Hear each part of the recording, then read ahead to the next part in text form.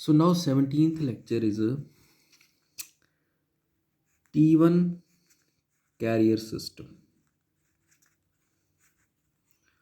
or this is a TDM PCM system.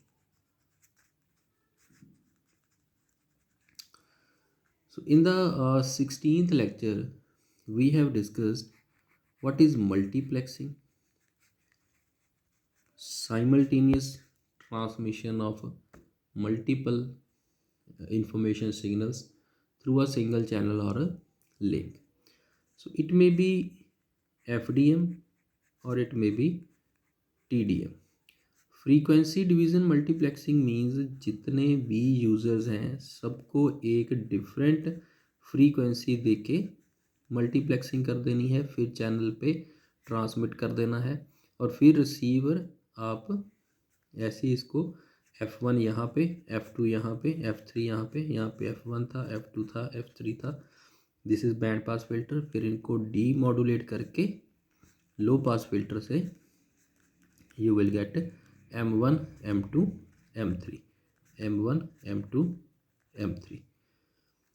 And the example of this system is a landline phone, जिसमें हमारे पास कितने 4 kilo hertz के, first of all 4 kilo hertz के हम 12 signals भेजते हैं तो वो 48 किलो हर्ट्ज़ का बन जाता है ग्रुप। फिर 48 किलो हर्ट्ज़ के हम 5 सिग्नल्स मल्टीप्लेक्स कर देते हैं तो वो बन जाता है सुपर ग्रुप 240 किलो हर्ट्ज़ का। फिर ऐसे 10 सुपर ग्रुप से एक मास्टर ग्रुप बना लेंगे 2.4 मेगा हर्ट्ज़। फिर उसमें गैप इंसर्ट करेंगे तो it will become 2.52 mega hertz. और ऐसे 6 मास्टर ग्रुप से हम एक जंप ग्रुप बना लेंगे, it will come out to 15.12 mega hertz की जो भी बैंडविड्थ है वो हम साइमल्टेनियस ट्रांसमिट कर सकते हैं। ठीक है, टीडीएम सिस्टम में बेसिकली क्या है, जो हम डिजिटल सिग्नल्स के लिए यूज़ करते हैं, एफडी हम एनालॉग सिग्नल्स के लिए यूज़ करते हैं। तो टीडीएम सिस्टम में जैसे ये M1 है, this is M2, this is M3, तो ये let's say low pass filter से पास कर ली, इसकी थोड़ी सी फिल्टरिंग कर ली, यहाँ पे एक स्विच लगा है और वो स्विच जिसका सैंपल उठाएगा, M1 का भी उठा सकता है, ये रोटेट करेगा, फिर जिसका भी सैंपल उठाएगा ये उसको क्वांटाइज करेगा, उसको इनकोड करेगा और उसको ट्रांसमिट कर देगा। और रिसीवर साइड पे इनको डिकोड करने के बाद यहाँ पे एक डी कम्यूटेटर स्विच लगा हुआ जो कि सेम स्पीड से रोटेट करेगा जिस स्पीड से ये वाला स्विच रोटेट कर रहा है। तो ये दोनों आपस में सिंक्रोनाइज हो गए, तो ये जो भी सैंपल फिर उसके अकॉर्डिंगली हमारे पास सिग्नल लो पास फिल्टर से पास होने के बाद M1, M2, M3 आ जाएगा। तो द मेन इसमें जो फोकस है that is on the commutator switch, कि ये कम्यूटेटर स्विच लेट्स से जब अपनी एक रोटेशन हम इसकी क्या कंसिडर करते हैं, a single rotation is equal to, जब ये कंप्लीट सभी का एक एक सैंपल ले आया, that is the one rotation. अगर हम मेरे पास n सोर्सेज लगाए हैं तो सभी का सैंपल आएगा और हर सैंपल लेट से n बिट्स में जाएगा, तो इतनी एक रोटेशन में इतनी बिट्स ये ट्रांसमिट कर रहा है और एक बिट की ड्यूरेशन है लेट से TB, तो ये एक रोटेशन का टाइम हो गया TS, जिसको हम बोलते हैं 1 फ्रेम पीरियड और 1 फ्रेम टाइम। सो TS अगर हम देखना है कि इतनी बिट्स जा रही हैं, बेसिकली बिट रेट क्या है, कितनी बिट्स एक सेकंड में जा रही हैं, तो बिट रेट इज़, अगर मुझे एक बिट का टाइम पता हो तो बिट रेट इज़ 1/TB। तो यहाँ से आप फाइंड आउट कर लेना, तो it will come out to be, तो TB is equal to TS/NN and 1/TB is equal to NN/TS and that is equal to NNFS. So this is the bit rate, this is the bit duration. अगर इसकी मैं bandwidth पूछूं then bandwidth होती है bit rate का half होती है normally, so bandwidth is R/2। ठीक है, तो ये होता है TDM सिस्टम। तो इसमें जो इसकी एग्जांपल है वो है T1 कैरियर सिस्टम। ठीक है, T1 कैरियर सिस्टम जो कि 1.544 मेगा बिट्स पर सेकेंड की स्पीड प्रोवाइड करता है। देखो क्या है इसको, चलो यहाँ पे मैं नेक्स्ट पेज पे बताता हूँ। T1 कैरियर सिस्टम, अगर आपको कोई पूछे T1 carrier system means the system that provides the bit rate of 1.544 mega bits पर सेकेंड। कैसे? इसमें आप क्या करते हो, 24 वॉइस सिग्नल्स, ये एक तरह का न्यूमेरिकल भी है। 24 voice signals means information signals, each bandwidth is equal to 3.3 kilohertz are transmitted using TDM PCM system with 8000 samples per second and 8-bit encoder। ठीक है, इसमें अभी हम लेते हैं कि determine, first one is bits per frame, second part frame synchronization, and third part इसका bit rate क्या होगा, बिट ड्यूरेशन क्या होगी, और इसकी बैंडविड्थ क्या होगी। ठीक है, तो देखो जो कॉम्यूटेटर होता है ना, वो जरूरी नहीं है कि वो अपनी एक रोटेशन 1 सेकेंड में करे। ठीक है, दिस इज नॉट नेसेसरी। ये सैम्पलिंग रेट अलग है और रेवोल्यूशन और उसकी रोटेशन वो अलग चीज़ है। मेरे पास इतने सैंपल्स पर सेकंड में दिया है कि 1 सेकंड में वो इतने सैंपल्स कलेक्ट कर रहा है ये वाला सिस्टम। ये कोई ज़रूरी नहीं है कि ये इतने सैंपल्स एक रोटेशन में हो रहे होंगे।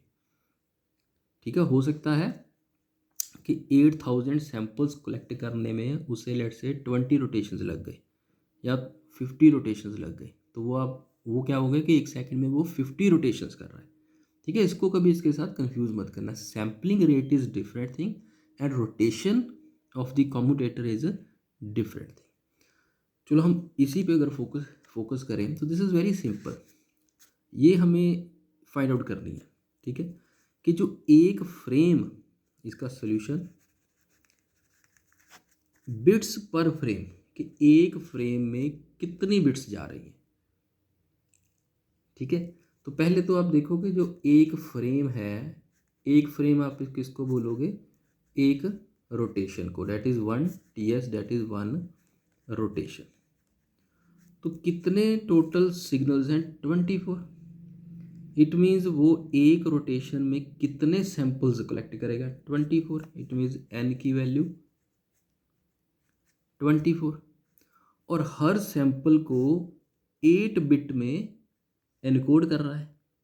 ठीक है, सो इट मीन्स एक रोटेशन में, in one rotation it is collecting 24 samples and each sample is of 8 bits। तो टोटल बिट्स कितनी हो गई, this comes out to be 192 bits। so this is the answer of the first part।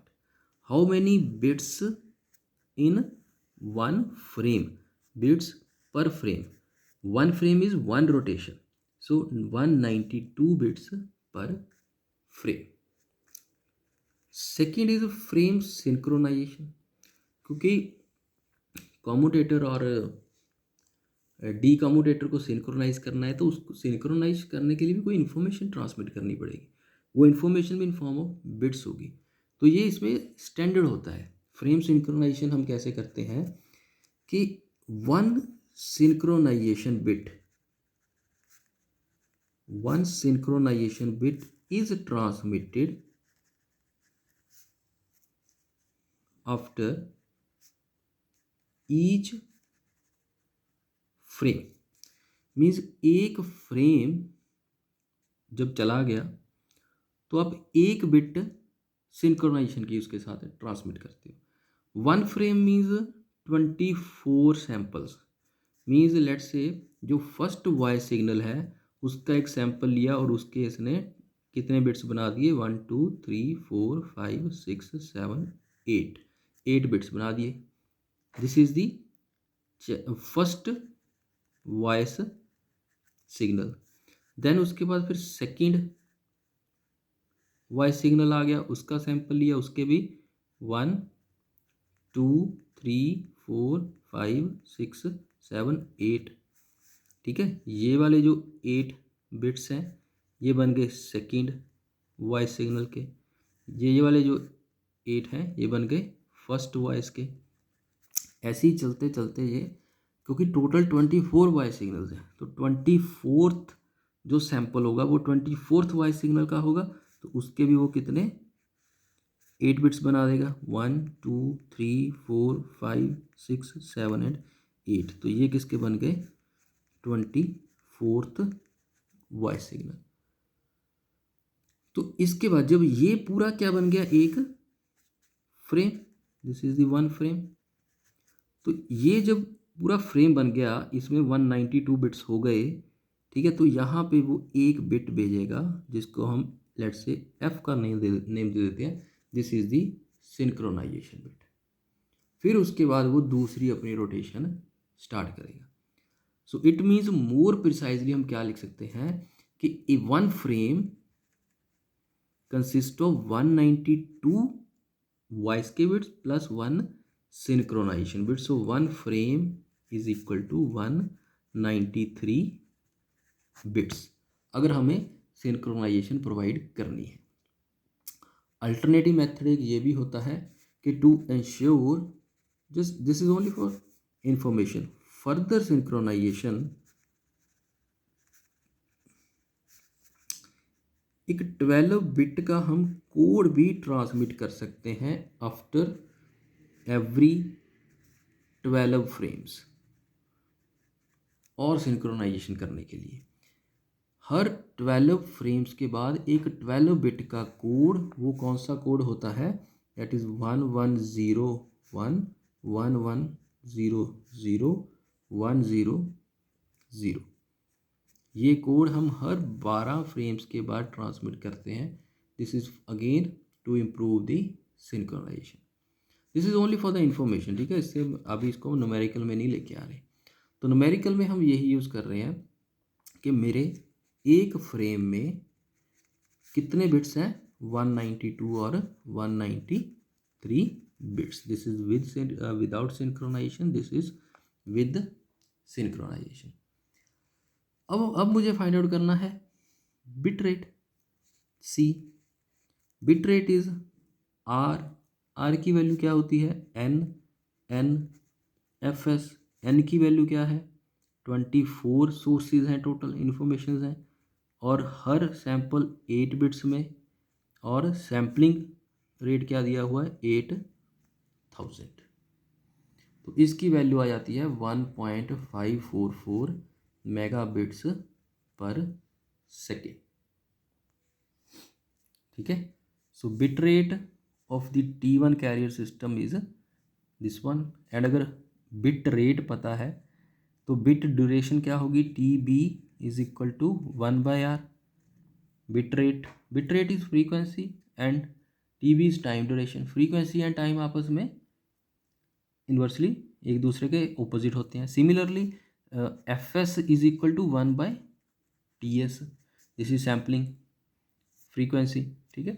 सो इसको अगर आप करोगे solve 1 by this value को, तो it will come out to be 0.6476 microsecond. And then bandwidth normally होती है बिट रेट का half. So इसको करोगे it will come out to 772 kilohertz. So this is how the numerical of TDM PCM system is solved, ठीक है। And this completes the multiplexing topic also. Multiplexing क्या होती है, what is multiplexing, what is the need of multiplexing, and what are the various techniques to perform the multiplexing. Frequency division multiplexing normally used for analogue signals, and time division multiplexing normally used for digital signals. That's why हम उसमें sampling, quantization और encoding कर रहे हैं। जहाँ भी आप sampling quantitation coding कर रहे हो मीन्स आप डिजिटल में कन्वर्ट हो रहे हो. And then example of FDM system is landline system और एनालॉग टेलीफोन लाइंस जो मैंने उसमें आपको कराया. An example of very first example of TDM PCM system is T1 carrier system जो जिसके ये वाले पैरामीटर्स होते हैं. And wavelength division multiplexing normally used in optical fibre. ठीक है. सो ये 50% section C is over. Okay. क्योंकि जो बाकी सेक्शन सी के टॉपिक है उस वो है theoretical totally. That will be covered in the assignment portion. Okay. So in the next lecture we will start the section D of the syllabus, that is information theory and coding. That is also very interesting. Okay, चलो ठीक है जी.